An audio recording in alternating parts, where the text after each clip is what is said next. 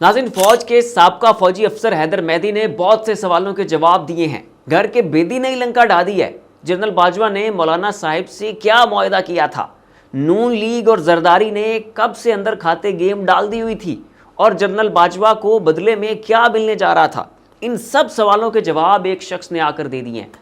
तब चीज़ें मंजर आम पर नहीं आ रही थी, किसी को कुछ नहीं पता था कि हंडिया में क्या पक रहा है। इमरान खान के दोस्तों तक जो है उन्हें भी नहीं पता था कि ये क्या गेम चल रही है, इमरान खान और फौज के दरमियान क्या ताल्लुकात चल रहे हैं। लेकिन तब ISI ने सारी रिपोर्ट्स इमरान खान तक पहुँचा दी थी।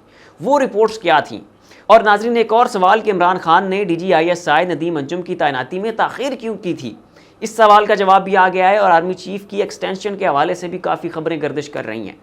साफ़ी साबिर शाकिर ने इस हवाले से एक पक्की खबर दी है, जिसे कहते हैं ना कि पत्थर पर लकीर, और बड़ी मुस्तनद खबर। जी हाँ नाजरीन, आर्मी चीफ की एक्सटेंशन के हवाले से साबिर शाकिर साहब ने एक बड़ी स्टोरी ब्रेक की है। इस स्टोरी की क्या तफसीलात हैं वो भी मैं वीडियो में आपको बताऊंगा। हैदर मेहदी मैदान में आए हैं। ये पाकिस्तान के बहुत बड़े साबका फौजी अफसरान में से हैं। इनके इमरान खान से भी बेहतरीन ताल्लुकात थे और जनरल बाजवा जो हैं वो भी इनके सगे भाइयों की तरह थे।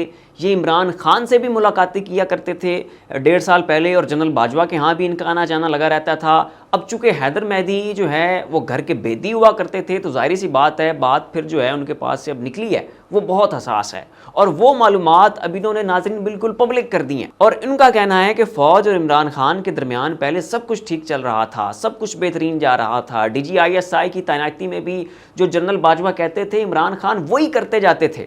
हर दफ़ा 3 नाम आते थे, उनमें से जिस पर आर्मी चीफ इसरार करते थे कि इसको बनाओ या उसको बनाओ, तो इमरान खान उससे ही DG ISI बनाया दिया करते थे। यानी 3 नाम भी आर्मी चीफ भेजा करते थे और इन तीनों में से जिस पर आर्मी चीफ का दिल आता था उसे सिलेक्ट कर लिया जाता था। लेकिन नाजरीन, आज से ठीक 1 साल पहले जनरल बाजवा और जरदारी और शहबाज शरीफ ने आपस में कोई साजबाज कर ली और हैदर मेहदी के बकौल जनरल बाजवा को एक्सटेंशन देने का फैसला भी किया गया था। हैदर मेहदी का कहना है कि मौलाना फजलुर रहमान ने इमरान खान के खिलाफ जो लॉन्ग मार्च किया था वो लॉन्ग मार्च खुद आर्मी चीफ ने करवाया था। नाज़रीन, इसी दौरान इमरान खान को अचानक आर्मी चीफ कहते हैं कि मैंने फैज़ हमीद को हटाकर नया DG ISI लगाना है। अब जब आर्मी चीफ ने नया DG लगाने का कहा तो तब इमरान खान को अंदाज़ा हो गया था कि अब गेम जो है वो उनके हाथ से निकल चुकी है। नाज़रीन, याद रखिएगा कि ये सब हैपनिंग्स 1 साल पहले की हैं, यानी तब ही जो है वो नया ड्राफ्ट तैयार कर लिया गया था। तब भी फैसला हो चुका था कि इमरान खान को घर भेजा जाएगा और पाकिस्तान की तमाम सियासी जमातों को जोड़कर एक नई हुकूमत बना दी जाएगी। मजीद नाज़रीन, उनका कहना था कि जब DG ISI की तैनाती का मामला आया तो इस दफ़ा इमरान खान को 3 नाम भी नहीं भेजे गए।